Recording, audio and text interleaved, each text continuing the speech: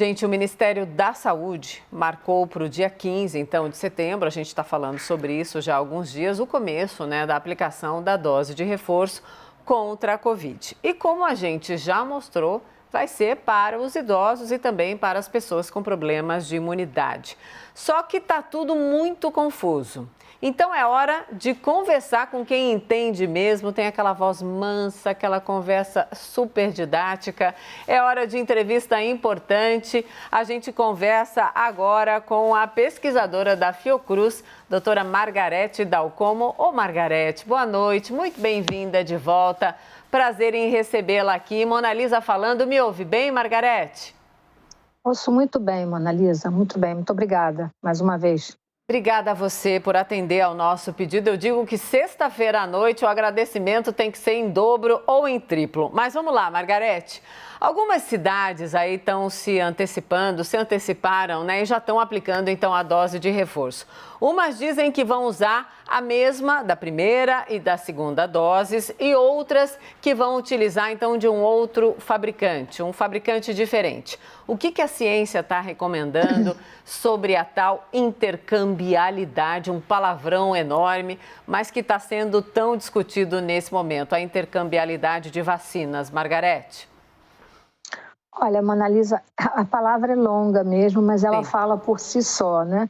É realmente misturar de maneira adequada, cientificamente demonstrada, lembrando que essa decisão de utilizar doses de vacinas heterólogas, como nós chamamos, Mona Lisa, né? Ou seja, de fabricantes e de modelos, de concepções de modelos diferentes, ela não se dá do nada, ela, na verdade, ela se dá a partir de estudos que foram feitos revelando que a associação de doses de vacinas diferentes resulta numa imunidade conferida melhor para as pessoas.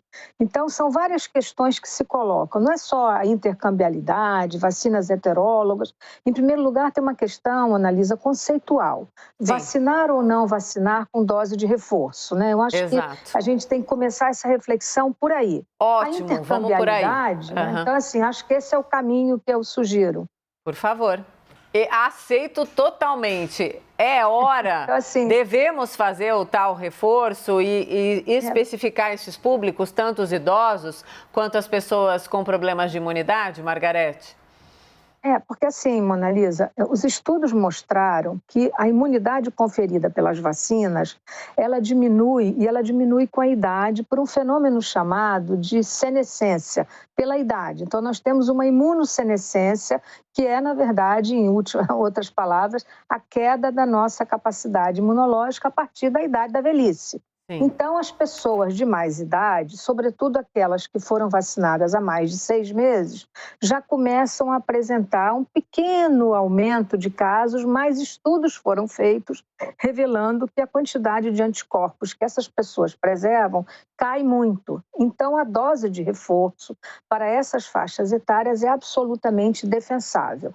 O outro grupo que é muito vulnerável, como nós chamamos, são aquelas pessoas portadoras de doenças da imunidade. O que quer dizer isso? São pessoas que estão, ou que têm HIV e AIDS, que estão em quimioterapia, ou que são transplantados de órgão sólido, ou transplantado de medula óssea, ou que são usuários de fármacos que nós chamamos imunobiológicos, que são usados em muitas doenças autoimunes ou doenças reumatoides. Então, todas essas pessoas, Mona Lisa, são candidatas independentemente da idade, a receberem uma terceira dose.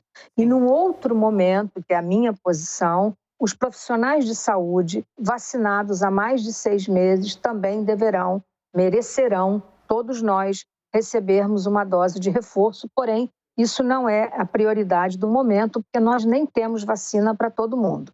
E a outra questão que também é conceitual, Mona Lisa, é a questão da disponibilidade de vacinas, né? Então, assim, se nós fôssemos entrar por essa discussão, ela toma outro rumo, porque realmente é muito iníquo essa distribuição, a maneira como o mundo produziu, né? Se nós somarmos tudo que o mundo produziu, dá 4 bilhões de doses. Ora, nós somos 8 bilhões no planeta. As doses são de 2 doses. Então, matemática simples, nós não vamos vacinar nem 1/3 da humanidade até o final do ano de 2021. E a OMS já colocou como objetivo vacinar 10% da população mundial. E nós estamos muito longe disso ainda.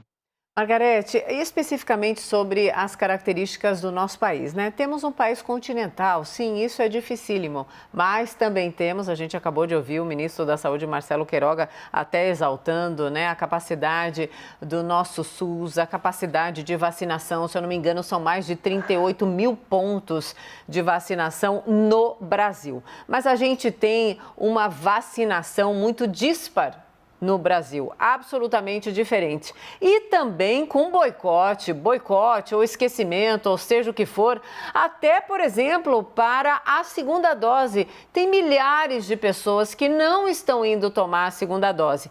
Com essas particularidades, um estado assim, o outro assado, segunda dose ainda caminhando e a tal necessidade, por exemplo, desse reforço, o que esse combo de elementos dá para a gente de preocupação ou de alívio em relação ao que vem aí pela frente nos próximos meses no nosso país? Margarete, na sua opinião, claro. A mim dá muita preocupação, Mona Lisa, por várias razões. Primeiro, é inadmissível, né? Eu não consigo explicar, talvez um grande psicólogo, um grande sociólogo possa explicar o que faz alguém ir tomar uma dose sabendo que a vacina só protege se for tomada em 2 doses e não voltar para tomar a segunda dose. Isso é um mistério, né, que eu não saberia lhe responder, mas é absolutamente inaceitável. Então, nós precisamos estar permanentemente junto a vocês, conclamando as pessoas que voltem para tomar as suas segundas doses. Por quê? Porque senão as vacinas não vão proteger adequadamente. Então, eu acho que essa questão da segunda dose, Mona Lisa, é muito crucial no Brasil. É o único lugar onde nós vemos esse gap tão grande entre quem tomou uma e não voltou para tomar a segunda. Então, isso é muito importante. A outra questão é disponibilidade adequada de vacinas para isso. As vacinas que estão guardadas para as segundas doses têm que estar asseguradas. Não é possível alguém chegar, a não ser que tenha havido uma interrupção por uma razão de força maior. E aí existe uma janela, que nós chamamos uma janela mesmo, imunológica, que não vai perder, porque alguém teve uma época que teve um atraso de uma determinada vacina e muitas pessoas nos ligavam, então eu perdi tudo porque atrasou 2 semanas, de modo algum, né? A imunidade nossa, ela é muito inteligente, né? Ela vai resgatando uma coisa sobre a outra, então mesmo atrasado, se a pessoa faltou no dia, ela vai na repescagem na semana subsequente, ou ela vai a qualquer momento e a rede tem que atender. A questão da disponibilidade e da lentidão ou dessa disparidade de um lugar para o outro, Mona Lisa, é outra questão que tem que ser vista desde o início. Sim. Nós já começamos tarde. Segundo, nós não tivemos uma coordenação harmônica, organizada, uniforme, como deveria ter sido para o país inteiro. Então, cada um fez aquilo que achou melhor, cada estado tinha seu conjunto de especialistas que assessorava, que recomendava. Então, sem dúvida nenhuma, todas as intenções foram boas, mas de intenção boa não se faz saúde pública, Mona Lisa. Sim. Deveria ter sido tudo muito, muito bem organizado e todo mundo fazendo a mesma coisa. Sem dúvida, e até o ditado diz, né? Bom, enfim, não vou repetir aqui o ditado que está na cabeça de todo mundo. Você foi elegante, Margarete só foi ali pelo caminho de uma lembrança de onde está cheio de gente com boas intenções. Mas, Margarete, a gente viu nessa semana também uma declaração que repercutiu bastante do secretário estadual de saúde do estado de São Paulo, né? O estado mais populoso do nosso país, dizendo que seria o ideal, aliás, é o ideal, vacinar, então, os idosos com a Pfizer, mas que será com a Coronavac por causa das particularidades aqui de São Paulo, do contingente e também do que tem disponível, né, de Coronavac, já que a Anvisa não liberou a Coronavac para os adolescentes e a Pfizer está sendo usada, então, para os adolescentes e a Coronavac vai ser para o reforço. Mas é isso que eu quero te perguntar. Quando há essa discussão do que é mais recomendado, do que não é recomendado ou que não é tão ideal assim, o que a gente tem que atentar de fato para tirar toda a nebulosidade de uma discussão que muitas vezes é um desserviço? Me ajuda, Margarete. Tem muitas discussões no Brasil que são desserviço. Há 1 ano e meio que nós temos visto muitos desserviços, né, Monalisa? A verdade é essa. Mas, nesse momento, eu acho que a declaração, inclusive, do ministro Queiroga foi feliz, Monalisa, né? Ele está seguindo um pouco aquilo que nós estamos recomendando, né? Ou seja, que a intercambiabilidade se impõe, ela se impõe por razões de demonstração, de efetividade, por estudos de fase 4, pós-vacinal, que já foram desenvolvidos, que o uso de vacinas heterólogas, que os grupos de prioridade.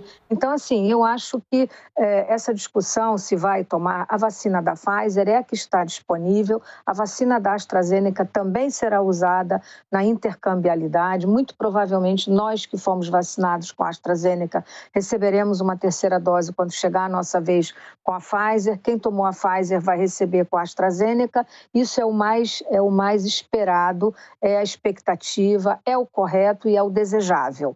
Qualquer outra discussão, Monalisa, é arrumar um problema onde nós já temos muitos para resolver.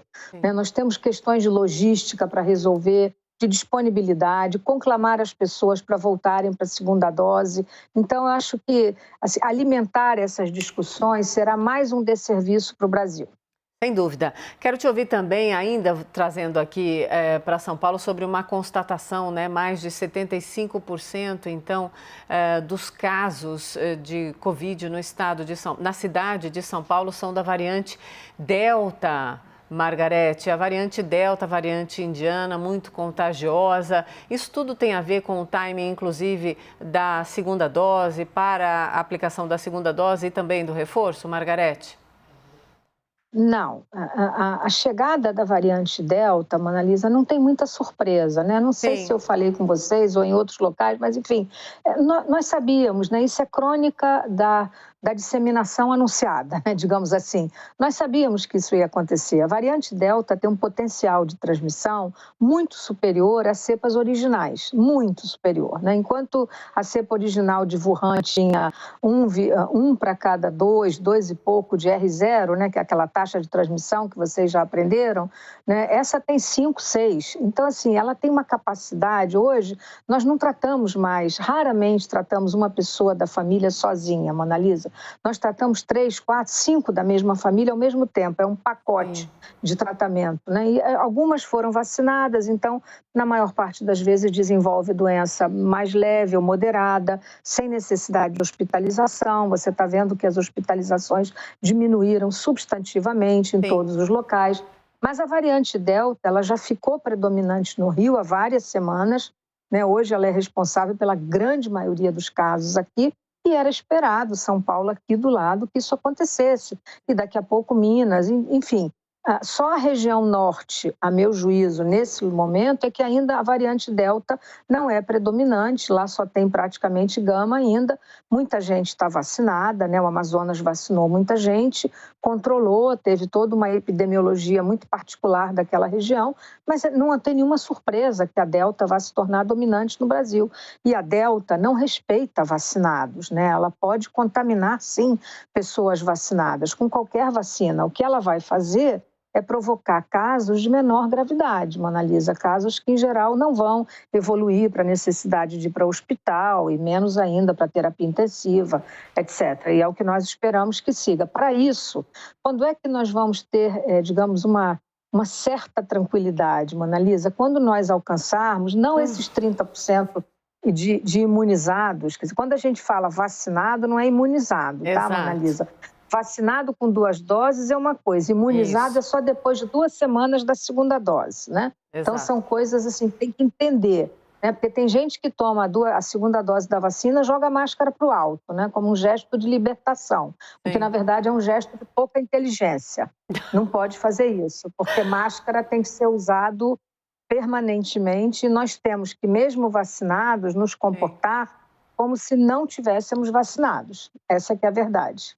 Sem dúvida. Margarete, eu adoro falar com você, porque calminha, você dá cada cutucada maravilhosa na gente que fica na cabeça. E é exatamente isso, o papo tem que ser reto e proveitoso. Minha querida, muito obrigada por voltar aqui e conversar comigo. Venha mais, tá? Uma boa noite para você. Igualmente. Bom fim de semana.